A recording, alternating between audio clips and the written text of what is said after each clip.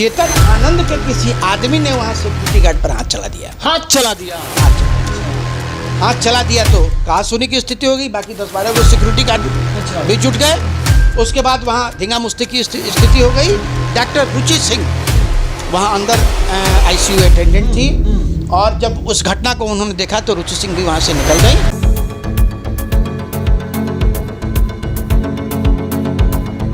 नमस्कार, final post देख रहे हैं आप। चेतन आनंद के साथ जो घटना घटी है उसमें एक बड़ा अपडेट हम आपको देने जा रहे हैं। जी हां, बहुत बड़ी खबर हम आपको देने जा रहे हैं। ऐसी खबर जिसको सुनने के बाद आप जो कयास लगा रहे थे कि आखिर ये जो घटना हुई है ये क्यों हुई है, पूरा खुलासा हम करने जा रहे हैं अपने editor in chief Gyaneshwar Gautam ji के साथ। सबसे पहले स्वागत है सर। धन्यवाद पुरुषोत्तम। क्या मामला है, सबको इंतजार है, आखिर हुआ क्या है अस्पताल में, अभी तक किसी ने नहीं बताया है। देखिए पुरुषोत्तम, किसी भी अस्पताल की अपनी एक मर्यादा होती है और अस्पताल तभी चलता है जब अस्पताल में नियम कानून प्रॉपर तरीके से चले। चेतन आनंद एक शरीफ विधायक हैं, इसमें कहीं कोई दो राय नहीं है। अच्छे लोग हैं, बड़े ही शांत स्वभाव के हैं और जिस तरीके से एक बाहुबली नाम उनके पिताजी के साथ जोड़ा जाता है वो बाहुबली का कोई गुण उनमें नहीं है। बहुत शरीफ आदमी है। लेकिन पहुंच गए पत्नी के साथ लाव लश्कर लेके एम्स। अच्छा, लाव लश्कर करीब 15-20 लोग इनके साथ थे। अच्छा। और एक पेशेंट को देखना, पेशेंट इनका कोई संबंधी था, उसको देखने के लिए गए। आईसीयू में पेशेंट एडमिट था। हमारे और आपके घर का भी कोई व्यक्ति आईसीयू में होता है तो किसी एक व्यक्ति को अलाउ किया जाता है कि आप जाके वहां देख लीजिए। ये पूरे लाव लश्कर के साथ एम्स में घुसने का प्रयास कर रहे थे। डॉक्टर सिक्योरिटी गार्ड ने वहां मना किया इनको और इस बीच में चेतन आनंद ने नहीं, चेतन आनंद के किसी आदमी ने वहां सिक्योरिटी गार्ड पर हाथ चला दिया। हाथ चला दिया तो कहा सुनी की स्थिति हो गई। बाकी 10-12 को सिक्योरिटी गार्ड भी जुट गए। उसके बाद वहाँ धींगा मुश्ती की स्थिति हो गई। डॉक्टर रुचि सिंह वहाँ अंदर आईसीयू अटेंडेंट थी और जब उस घटना को उन्होंने देखा तो रुचि सिंह भी वहाँ से निकल गई और निकल के जाके उन्होंने सुपरिटेंडेंट के ऑफिस में जाके उन्होंने कंप्लेन कर दिया, कहा कि मैं आईसीयू में नहीं रहूंगी। मूल घटना यही है कि इनके आदमी ने सिक्योरिटी गार्ड के ऊपर हाथ चलाया जिससे सिक्योरिटी गार्ड और इनके लोगों के बीच में क्लैश की स्थिति हुई है ना। आपस में दोनों तरफ से मारापीटी हुई है ना और बेचारा चेतन आनंद मुफ्त में बदनाम हो गया। हालांकि उसके बाद उनकी पत्नी जो है, चूंकि वो भी खुद एक डॉक्टर है, पत्नी के साथ भी बहस हुई क्या? नहीं, पत्नी के साथ भी बहस हुई। पत्नी के साथ डॉक्टर की बहस हुई थी और उसके बाद फिर दोनों तरफ से एफआईआर हुआ। लेकिन मूल घटना जो है, घटना की शुरुआत देखिए, किसी भी अस्पताल में यदि आप जा रहे हैं, आप विधायक हैं, एमपी हैं, सांसद हैं, मंत्री हैं, तो मुझे नहीं लगता है कि कोई डॉक्टर आपको सम्मान नहीं करेगा, है ना। डॉक्टर भी एक पढ़ा लिखा समाज है, पढ़ा लिखा जात है, वो जाता है। लेकिन होता नहीं है कि एसपी से ज़्यादा पावर में एसपी का ड्राइवर होता है। होता है ना।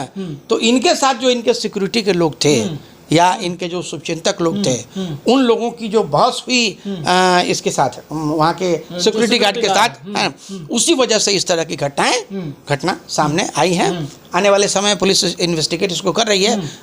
दर परत चीज़ें खुल जाएंगी। तो कुल मिला के स्थिति यही है और मुझे तो ये सोच के बड़ा मतलब अजीब सा लगता है कि देखिए, अभी भाई वीरेंद्र के साथ भी घटना घट गई। भाई वीरेंद्र के साथ घटना करने वाला कौन सा? एक पंचायत सचिव। तो एक पंचायत सचिव ने विधायक के साथ जिस तरीके से बात की, हालांकि विधायक ने भी बड़ी उग्रता के साथ बात की, उस तरीके से विधायक को बात नहीं करना चाहिए था। होता यह है कि हम अपनी प्रतिष्ठा और अपनी इज्जत, दूसरा क्या है कि अपने हाथ में है। मान लीजिए विधायक जी का पीएस फोन करता कि पंचायत सचिव बोल रहे हैं, विधायक जी से माननीय विधायक आपसे बात करना चाहते हैं, ठीक है, तब स्थिति ये नहीं बनती। उसके बाद अगर वो प्रोटोकॉल नहीं निभाता है ना, इन्होंने कहा कि इन्होंने फोन किया और देखिए कितने मीम्स चल रहे हैं, पूरे देश में प्रतिष्ठा, गाना बन रहा है इस पे, पूरे देश में प्रतिष्ठा चली गई। कुछ दिन पहले मनीष कश्यप के साथ भी घटना घट गई थी। तो मनीष कश्यप के बारे में है कि थोड़ी उग्रता के साथ वो पेश आते हैं, है ना। हो सकता है कि जैसे मनीष कश्यप की जो उग्रता है, वो उग्रता उनके दर्शकों को अच्छी लगती है, लेकिन मनीष कश्यप की उग्रता जो है, आप किसी हॉस्पिटल में उग्र होइएगा तो डॉक्टर, किसी प्रोफेशनल व्यक्ति को उग्रता पसंद नहीं, हाँ उग्रता पसंद नहीं है, इस तरीके से काम करेंगे तो ऐसी स्थिति पैदा हुई थी।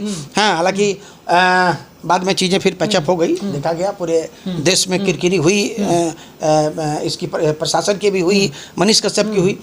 तो कुल मिला के आप देखिएगा पुरुषोत्तम, तो मैं आपको बताऊं कि जो उग्रता है हमारे अंदर, है ना, उस पर अगर थोड़ा कंट्रोल करके हम नहीं रखेंगे, कैसे किया जा सकता है? अपनी प्रतिष्ठा हम इसको, अपनी प्रतिष्ठा हम नहीं बचा सकते हैं। देखिए करना क्या है, मान लीजिए चेतन आनंद कहीं जाना अगर था तो चेतन आनंद खुद चले जाते, अपनी पत्नी के साथ चले जाते, लाव लश्कर के साथ जाने का कोई मतलब नहीं था।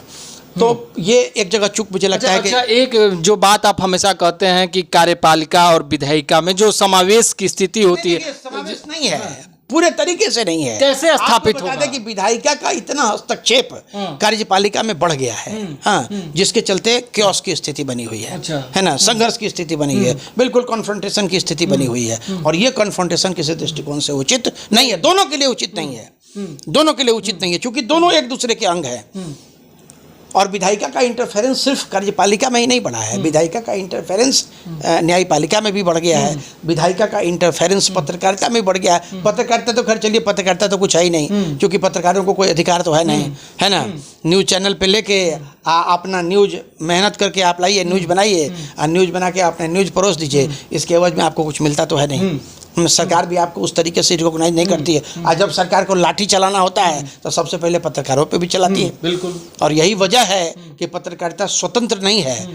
नतीजा ये है कि पत्रकार, जैसे आज सुनते हैं ना, गोदी मीडिया, जाके सरकार के गोदी में बैठ गए, उसको कहते हैं गोदी मीडिया, है ना। तो थोड़ी घृणित स्थिति तो जरूर पैदा हो रही है।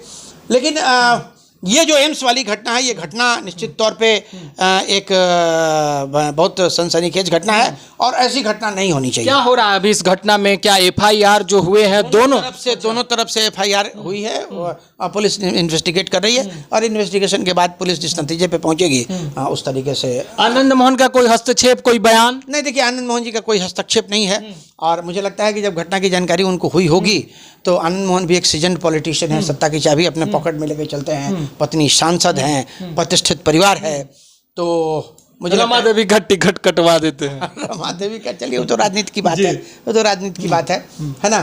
तो मुझे लगता है कि आनंद मोहन को जब जानकारी हुई होगी तो अपने अनुभव के आधार पर उन्होंने तय किया होगा कि नहीं, इस बात को तूल देना उचित नहीं है, और इसीलिए वो शांत बैठे हैं। चलिए, बहुत बहुत धन्यवाद आपका। तो जैसा कि आपने देखा कि घटने की पीछे की जो पूरी कहानी है, जो आप देख रहे हैं, अभी जो विजुअल्स चल रहे हैं, पूरे सोशल मीडिया पर तहलका मचा हुआ है कि चेतन आनंद के साथ ये क्या हो गया। इसके पीछे की वजह जो अभी हमारे रिटर्न चीफ ने आपको बताया, यही वजह है। और यह जो वजह है, ये साफ तौर पे सवाल खड़ा करता है व्यवस्था पर, सिस्टम पे, और विधायिका पे, और साथ साथ कार्यपालिका पे। आगे क्या कुछ होगा, बड़ा दिलचस्प होगा देखना कि इसमें किस तरह की कार्रवाई होती है और इसके बाद क्या कुछ होता है। बने रहिए आप हमारे साथ, देखते रहिए फाइनल पोस्ट। बहुत बहुत धन्यवाद।